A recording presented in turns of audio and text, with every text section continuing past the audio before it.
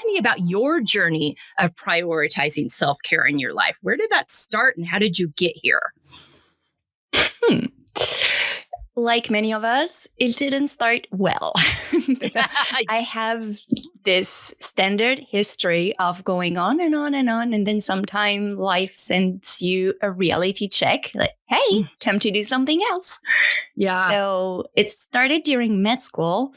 In what happened, I was diagnosed with epilepsy at age 26. So at the beginning, it was because I was exhausted from the 24 hours on night shifts and everything. And it came back. So, oops, bad luck. Yeah. So what happened is literally my body switching my brain off. Like, you're out. Wow. So what I needed after that was to do some inquiry. And I saw that I was so proud of saying that my body was just a tool in service of my mind, until it decided to rebel. But I started doing some self-inquiry and self-evolution work. And what happens then is that I spend a lot of time and a lot of money as well. And I didn't feel that better, at least not from the investment in time and energy and other things that I put in there. Yeah. And two things happened at the same time. I'm a family doctor. I live in France, but I practice gynecology on a daily basis. So I can do everything like the IUDs, the pap smear and everything. And what happened is that I had so many patients coming with issues like pain, like vulvodynia, for example, pain during intercourse. And I had no answers. All the exams were normal. And I felt really powerless. I had no answers for these women and these people. And at the same time, on my own journey, what happened is how I was starting to get a little bit pissed off by having to have my orgasm given to me by my partner. I love him very much, but no. Yeah, that's the only option that's available to me. But that's how we're trained, though, as women, to think it's supposed to be. Yes. Oh, yeah. And so at the same time, there was this thing in my personal life and in my professional life. That's when I met my teacher and her approach of a tantric, modified tantric and integrated tantric approach. And oh my God, this self-inquiry, this self-development got fast track twice or 3 times because it brings your body on board. And when you bring your body on board, you can do whatever you want with your head. But at some point, we're going to talk about top to bottom and bottom to top approaches, but I'm getting ahead of myself. But you need to have your body on board to succeed. And that's why, in my opinion, so many of us are stuck into this wheel of being better, doing better, and still feeling like shit. Yes, yeah, exactly. It's like doing better. We're doing all these things we're supposed to be doing, and I still feel empty and unfulfilled. And I don't feel about myself the way I want to feel about myself. Confidently setting boundaries, because I think this probably had to be an interesting conversation as you transitioned how you did things, but also setting up boundaries around that. Like, okay, I'm offering this, but there's a participation. I can't speak. That goes on both sides, but also separating that from just your own personal life and not letting those things conflate. So talk to me about your boundaries journey with all of this. On a general topic, I was like many of us. I had no boundaries. I was stuck 100% in good girl syndrome. Oh, yeah. And you add to that what happens in med school, where you're basically getting your diploma, like you're basically certified that you can forget yourself and be treated less than a human being, and being told that it's normal and that's how it's supposed to be. So there was all this part. Then when the journey started, I met these concepts of setting my boundaries, all that you can see in the self-development word, and which at the same time it is true. And also a part of me was always wondering, like, what's being egoistical and what's my boundaries? Like, what's the what's the good balance of boundaries? Yeah. And in my opinion, it started to feel better when I brought my body on board, when I allowed myself to, when I allowed myself to reclaim my pleasure. Because when you reclaim the pleasure, you feel whole. And when you feel whole, you don't look outside for resources.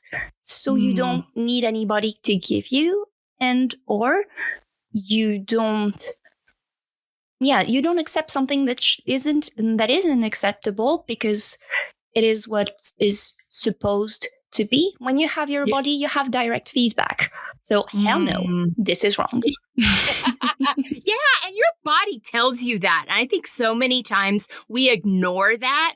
You mentioned something I think that's so important. The mind, and we'll talk about this on our next talking point of the mind-body connection, and it's all one. And we pull out the brain and decide the body is a separate entity instead of realizing they're all working together. Hillary McBride talks a lot about this too, this mind-body connection and the importance that it's all inclusive. It's all part of the deal. It's all meant to work together, and accepting that about, and then opening up to that and listening and trusting that. But we're told not to trust our bodies. We're told our bodies are bad and dirty and will lead us astray, especially as women. How did you get past all of that? That's an interesting question. Thank you. How did I pass that? I think this pleasure reclamation helps you basically to digest your conditioning. You're not afraid anymore of the shade and the shame. Yeah, both. Because you know what to do with them. So there is that. There is the pleasure. I would also say honoring what's there. And I hate that this is a cliche that is true. And trusting yourself too. Yeah. Sound like a general thing of self-development. And I hate that. And a part of me is like, yeah, but if they're a cliche, they're kind of true. Yeah, it is. And sometimes cliches are true, but are you willing to jump into and explore what they truly mean and not just stay on the surface level of that? Because that's part of the journey, is you've got to be willing to dive in and kind of face all the fears that come with that and the discomfort and get past that. And I think you've done that so beautifully. Taking care of our emotional health as much as our physical health, what are some practices that you use to process your emotions in a healthy way and keep that mind-body connection intact? Because we know that they're connected. One word. Well, no, it's not really one word. It's a few words. Releasing the stress cycle. This concept comes from Amelia Nagoski. I love them. I talk about them all the time. Yes, I love them. I love their book. I read their book that they did together a couple years ago, but I learned about Emily and Amelia a couple years ago. My husband and I did. We found them via Brene Brown and then started looking into it. And they love them. And we'll put that information in our sources as well. What I would like to address or to discuss at the beginning is how emotion is not really what we think they are. Emotions are actually only sensations given meaning by our brain. So you can have, for example, your heart can be pounding because you are in with a loved one in an arousal context, or you can be afraid, or you can be angry. So your brain is giving meaning to all of that. So what can happen is when you give your body the space to process that. So if you are in a state of muscle tension, then run on the spot, or punch, or kick, or dance, or anything. Release that. Complete all those stress cycle. Do some trauma release as well. that's honoring what you feel inside. If you want to kick, kick. If you want to run, run. This is how, in my opinion, this is the best service you can do to yourself. And it doesn't have to be complicated. It can be starting with 5 minutes of dancing every day, and then 5 to 10 minutes because you move your body. So physical health and emotional release and emotional processing and releasing those stress cycles that are killing us, definitely.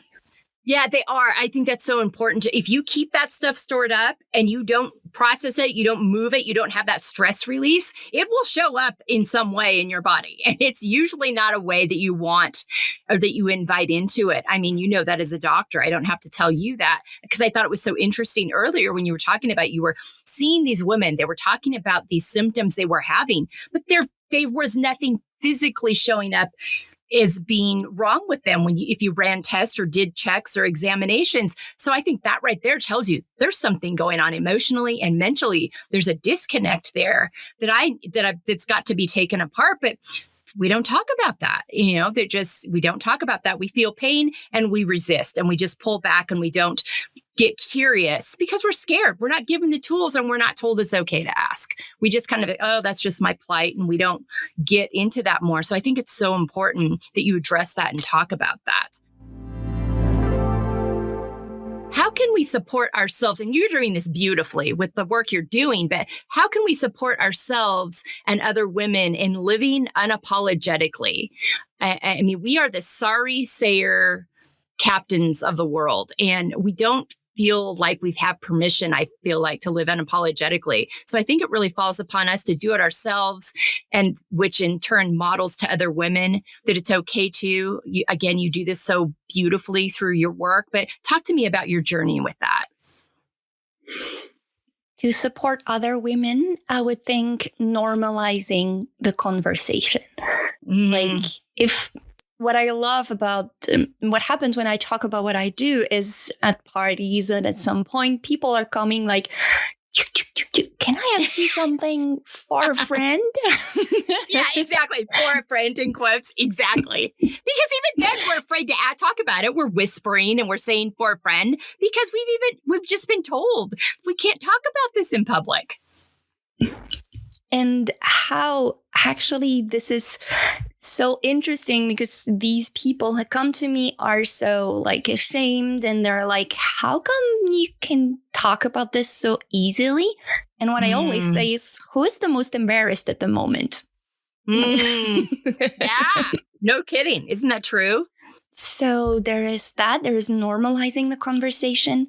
I think also there is all the part about creating, increasing, and reconnecting to your safety. Definitely.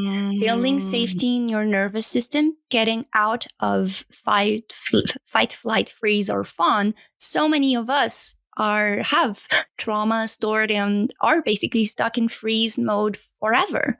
And when we don't allow that, then we cannot reconnect to ourselves. And I think regarding supporting other women and other people that I identify, definitely that owning. Yeah. About ourselves. Oh yeah. I was like, I forgot what I wanted to say. About ourselves, letting you be. Letting yourself be you. When you realize whatever you do, you will never be enough. Whatever you do or whatever you do not do, you will never be enough. You will never get this validation, this feeling of achievement, or if you get it, it will not last long because this is something that is like icing on the cake. But if it's a cake of poop, the icing won't change anything.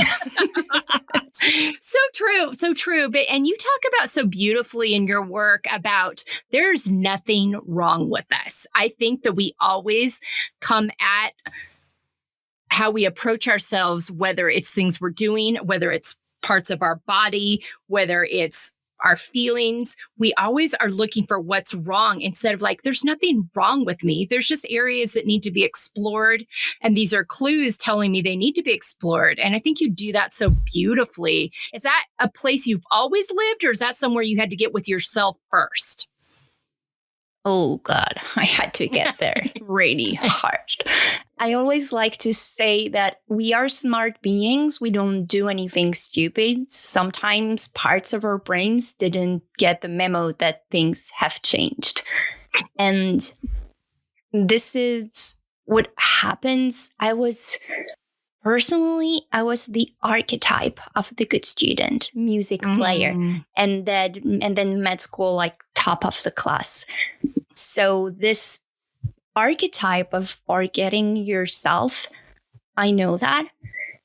And I'm not gonna lie, it's interestingly challenging to let it go. And I think that's something that people need to hear too. We are so caught up in staying into our uncomfortable comfort zone because our brains have access to some resources, but when when you are disconnected, from your body, you're losing 90% of your resources. Yeah. So of course you cannot feel that you can, step out on an uncomfortable situation.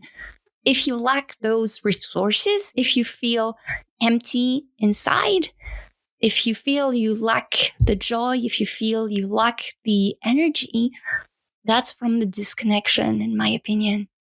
Yeah, it's so much. And if you have that disconnection, you can't feel safe. I mean, I think there's a lot of safety issues that go with that. If you've got unprocessed trauma, if whether that be something that's happened to you physically or personally, or just being inhabiting in the culture you're in. If you come from a purity culture, or just you and I have talked about the fact that our lives and our world are so defined by patriarchal standards that go back thousands of years. And both she and I are both going tongue out, yuck. But it's so true. And a lot of that is built with this idea around what we have about our bodies, what we're preconditioned to think. And then if we do have some kind of a trauma happen to us, if there is a lack of consent, then it's really difficult to feel okay exploring these things that we've been told are dirty or our fault. And so, getting into that exploration, I think, is so important, which really leads nicely into living out of your own expectations versus others' expectations.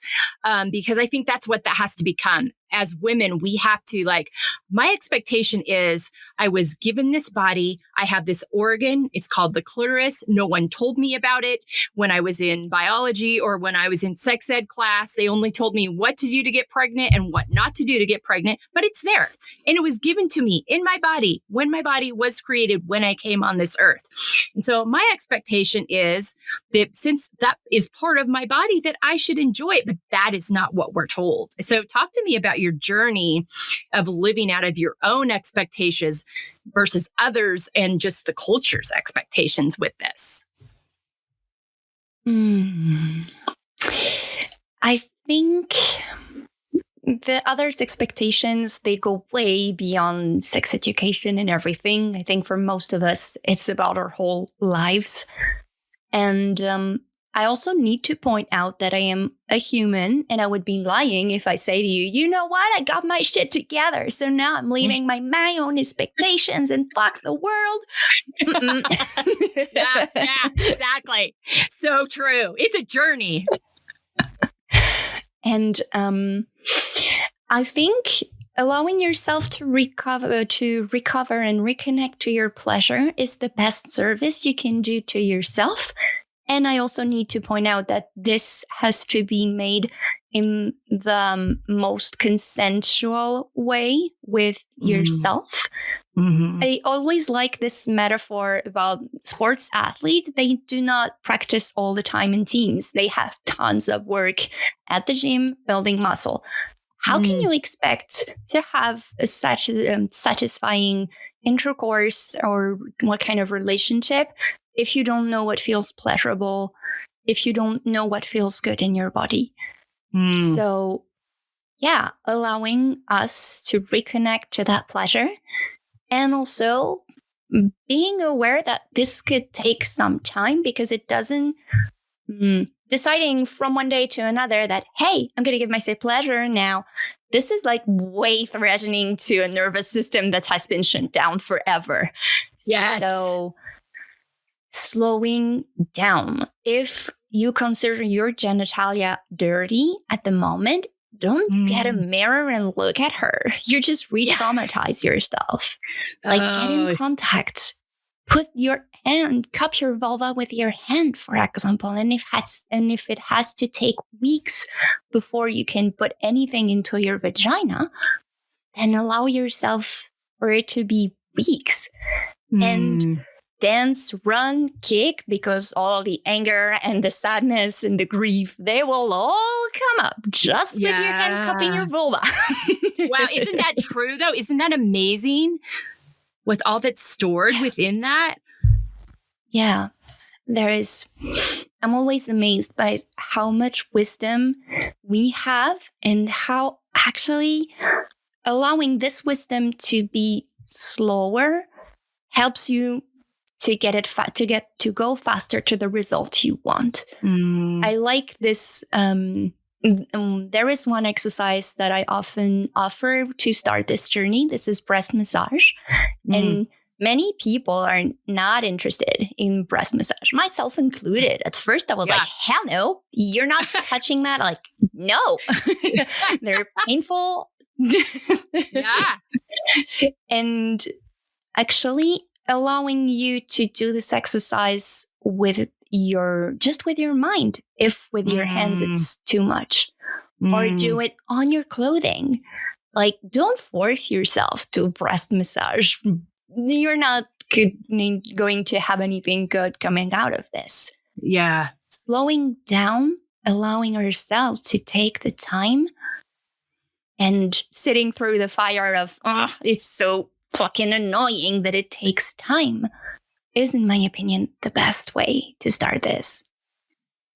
No, I think that's really important. I think the patience piece, because if we don't have patience and we don't allow ourselves to go slow and feel safe within that one thing before we move on to another, we're just going to keep moving in a circle. We're not going to move the needle. So creating that safety and consent for yourself, and also accepting there's going to be a lot of stuff that comes up with it that you have to feel because of all of the messages we've received in contrast to this being okay, acceptable, allowable. So accepting this is going to be a multi-layered journey. This isn't just going to simply be about this one thing. I think that's such an important point.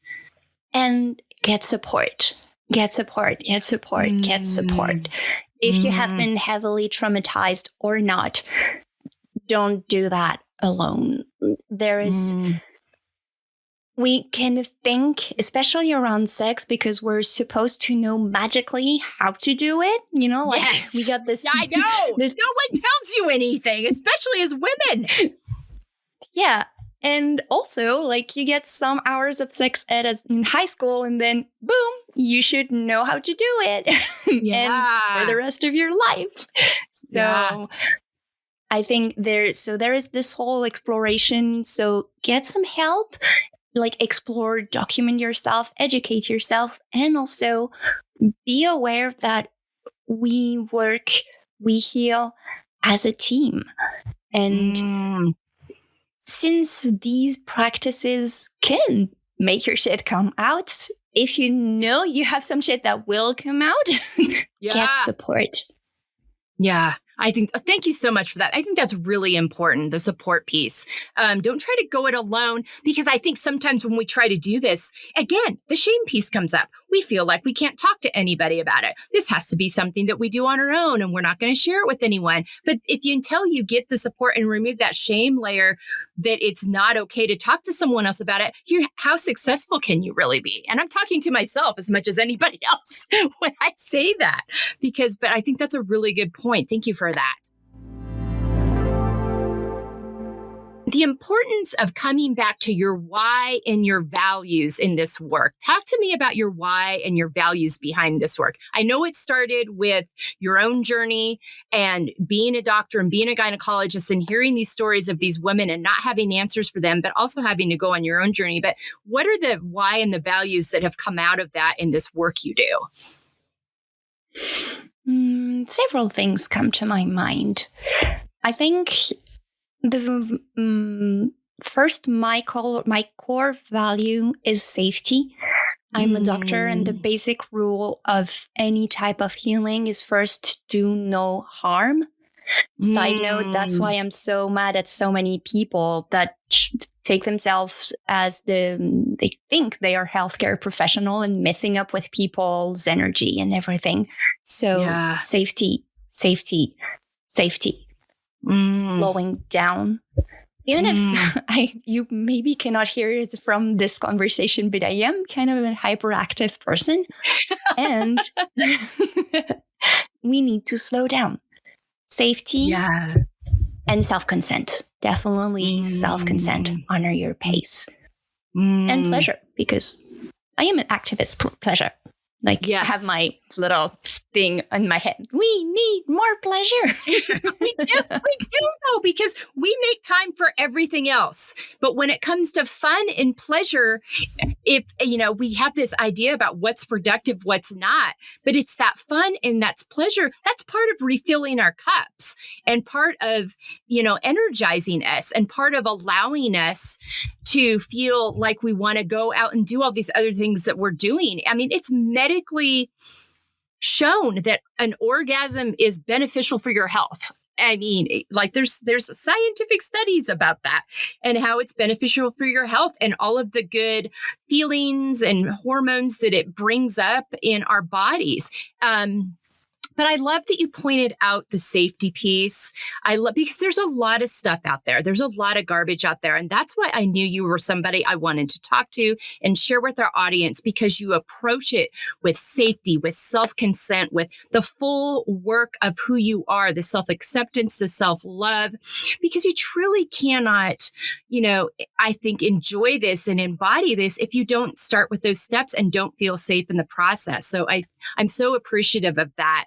And that goes really nicely into accepting the layered aspects of ourselves. And, that means accepting all the parts of us, which is part of the journey that is done with you when people work with you and even just listening to your podcast, you're very much about. So talk to me about your layers journey with all of this and the importance of that in this work. The layers journey, I would say it starts with the good girl that is 100% go. Then there is the, I need to discover something. And then the archetype and the even more guilt that comes out of this because, I should have done that sooner. What is wrong with me? What's my problem? So all of that until how should I put this? I read a sentence someday that says, one day you will have to let go of your own shit. One day you will have to need to want your dreams more than your drama. That's true. And this sentence had pissed me off for years because I had no idea how to do that. Yeah. And now I notice that reconnecting to pleasure, allowing myself to solo play, slowing down, self-consent is the thing that builds the resources. And so when you have the resources, you don't need the drama to feel whole. And you're ready to follow you. So I think that's the layers are these one, and definitely broken record, like pleasure, soul play, self-consent, acknowledgement. And I would say if acceptance isn't available at the moment, like we all do, especially when we have rejected ourselves and have numbed ourselves out for years. Yeah. Instead of feeling bad that you cannot accept yourself right away, which we can tend to do. Yeah. At least I know I did. Absolutely. Me too. It's to go to a state of curiosity and or neutrality. Like, if you cannot say, I love my pussy, then don't do it. And if you need to start with, I have a pussy, then I have a pussy. And that's all. Yeah. And I don't have to have a bad or good feeling about it. It's just an objective. It's there. I have it. It's part of who I am. I like that. And I think that feels doable to people when you're starting this journey. I think that feels like, okay, I can get there. I can reach that point and then work from there. I think that's I like that, that neutrality possibility, because I can tell you these are conversations and places that we struggle to go as women. So I think, finding those palpable ways you talked about earlier, being patient, slowing down, not shaming yourself, but also starting from a place of neutrality, not asking, baby steps, but also that's going to actually allow it to be more authentic. When you get there, you'll actually be there. You won't be faking it. Because sometimes you hear this fake it till you make it stuff. And especially when it comes to sex. And that's a bunch of garbage. And it just allows you to continue to be in this unhealthy state with it. What do you have to say about that? Because you were you were agreeing with me on that. But talk to me about that whole stance that's out there. In my opinion, it's even worse because, society and everything, you will never be enough. This is dedicated to make us feel like shit, but there is this other layer of what is wrong with me? I should be able to do that. I have a problem because the same thing that people say, sex is natural. Why would I need to study it? Same there. We're supposed to know things magically. Yeah. I don't believe in that. And how reclaiming our right to mess up too. Noticing that the first time you will put something in your vagina, you will not get an amazing orgasm. Maybe you will. And that's the case. Enjoy it. But for most of us, great for you. But for most of us, it will be awkward. It will be. Personally, I've been numbed for years. And when I put the dildo in my vagina first, okay, I know that it's there because I put it there, but that's the only thing that happened. Right. Well, and sometimes, and just accepting that, again, getting comfortable with the whole idea around it, because again, we've been given very little information. Some of us come from environments where we've been told that sex is just for reproduction, and that and so to kind of reframe and rethink, it's going to take some time to pull down all of the garbage that you've been told about this, that your body was made for. Again, I remind everybody, this organ was given to you. It was put in your body for the sole purpose of pleasure. And, but that takes some time. So I like that giving yourself permission to mess up, be patient, all these things so important, to self-consent, and listening to your body. Again, listen to what you and following that safety and not beating up on yourself. We're so hard on ourselves. We live in this, we want this quick result society. It may have taken you years to get to this point. It might take some time to break it down, and being realistic about that too. And if something doesn't work, that doesn't mean you can't do this. I mean, I would think that has got to be a part of the conversation too, is being patient and willing to try new things and figure out what, and openness with your partner. If you have a partner, open conversations with that. I mean, that's something my partner and I are still figuring out. And we've been married for 30 years and together for 32. I mean, so it's an ongoing process because of, again, all the garbage we've been fed. What I love to say is this metaphor to share. When you see a little baby trying to walk, you're not going to tell them when they fall, you suck. How come you're not walking already? You're so useless. What's wrong with you? No, you will encourage this person that is building this capacity to walk, this capacity to explore. You're basically reclaiming the capacity to explore yourself so that you can explore your inner world, thing that has been forbidden to us Yeah. forever. Yeah, absolutely. So- it has been literally forbidden since the beginning of time. So you will fall, and that's okay. And Yeah. if there is no one there to take your hand and help you come back up, gift yourself that. Gift yourself kindness. I hate when they say, like, be your own best friend. Ugh. But what I also know is once someone asked me, would you say to your friend what you are saying to yourself now? I may not be able to be my best friend, but I am able to not say to myself the shit that I wouldn't dare to say to anybody else. Right. Yeah, absolutely. So isn't that true? Isn't that true? Like, that's a good test point. When I say this to someone else, okay. And we do that all the time. And it sounds, it's something we hear a lot, but do we actually practice it? Do we actually sit down and think about it? So that's a really good point too. In summary, in Living Out Feel, the name of our podcast, Finding Empowerment, Embracing Layers. Talk to me how this has affected your relationship with your own self, as well as your relationship with other people.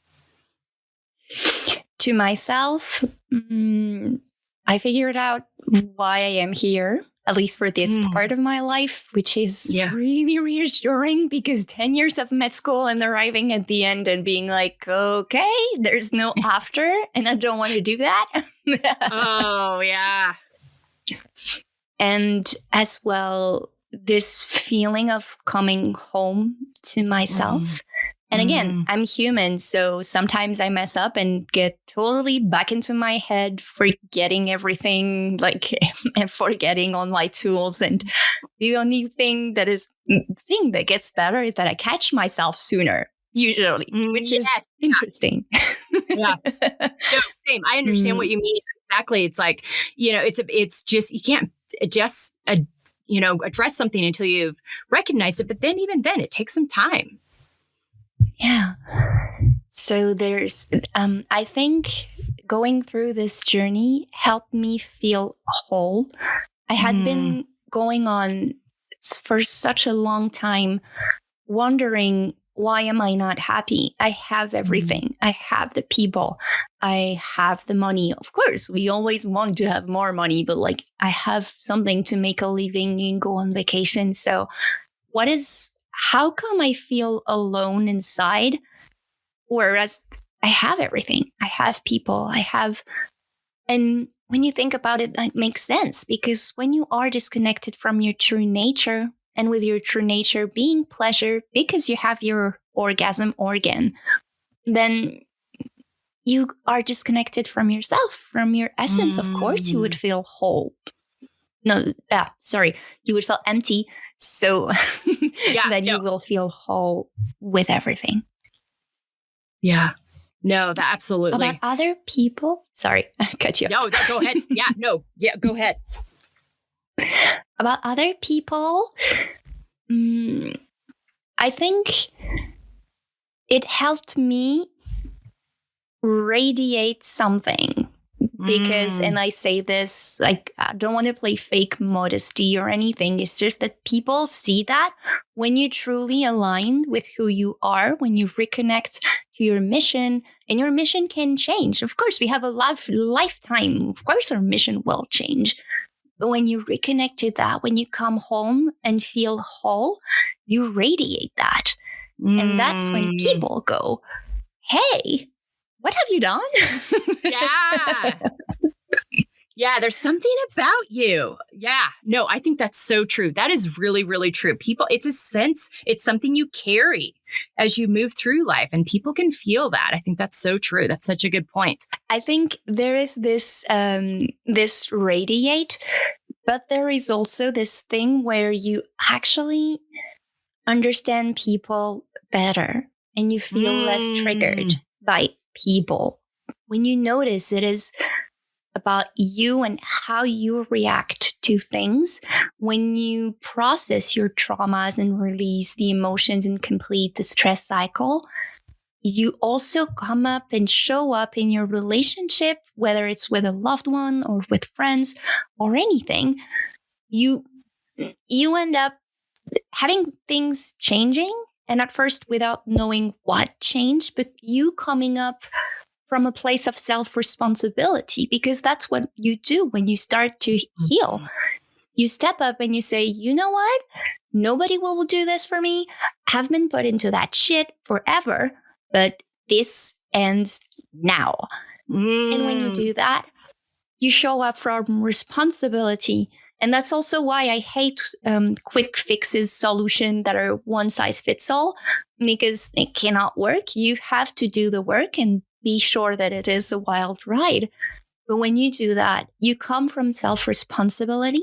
You show up from yourself. And magically, a lot of things that would have triggered you before.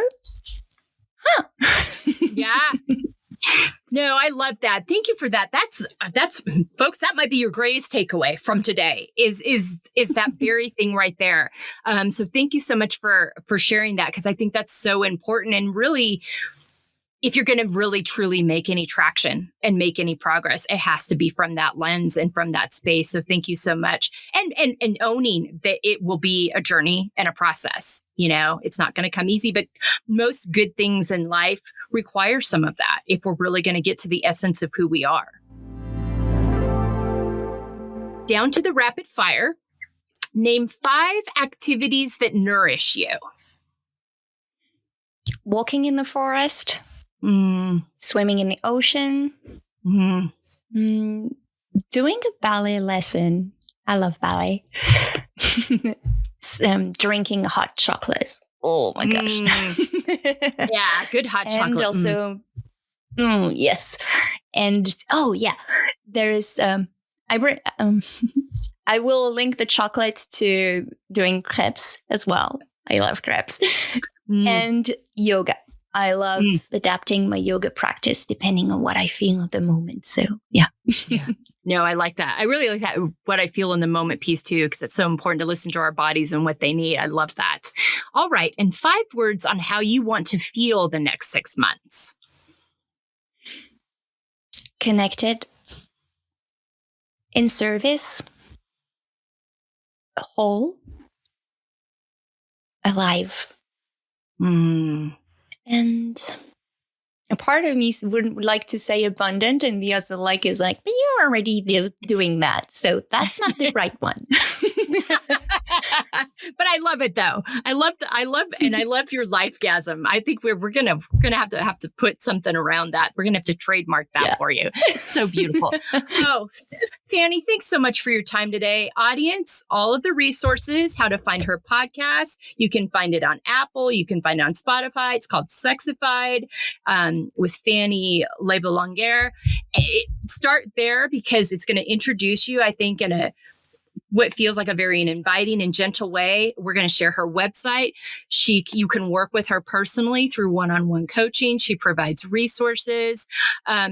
And you just get to know her work. All these will be in our sources document. So you'll want to go to embracinglayers.com to check all that out.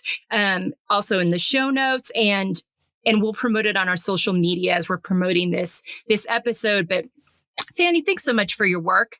Thanks very much for your passion for women and the willingness to go to this place and have these conversations and doing it in the way that you do it. Because there's a lot of garbage out there that actually ends up doing more harm than good. It can actually end up being more traumatizing than helpful. And your work goes at it from such a kind, introspective, safe, balancing the science and the emotion of it all. And I just appreciate you coming on and talking to us about this today and making me feel very comfortable in the conversation, because I told Fanny when we started recording, my husband was like, are you sure you're ready for this conversation? And I'm like, I don't know, but we're doing it. And I'm so glad. Thank you so much. We so appreciate you. podcast audience, again, check out embracinglayers.com. If you have any questions or about getting access to Fanny, it'll be on our website, but you can also email us. For some reason, you can't link to that at embracinglayers@gmail.com, and we'll get you connected with her and her work. But thanks for being willing to have these conversations. I so appreciate it. Thank you for having me, and thank you everyone who shared your valuable time and energy with us. Thank you so much. You bet. You bet. All right. Podcast audience, I hope you enjoy this. I hope it challenges you, and I hope it makes you think about where you are in this walk, because this is a part of the taking the lid off these things that we've been told we can't talk about. And it's all part of our health. And so I hope you'll be willing to embark on this journey. It's certainly a journey I'm taking a deeper look at. But thanks so much for being with us, and have a great week.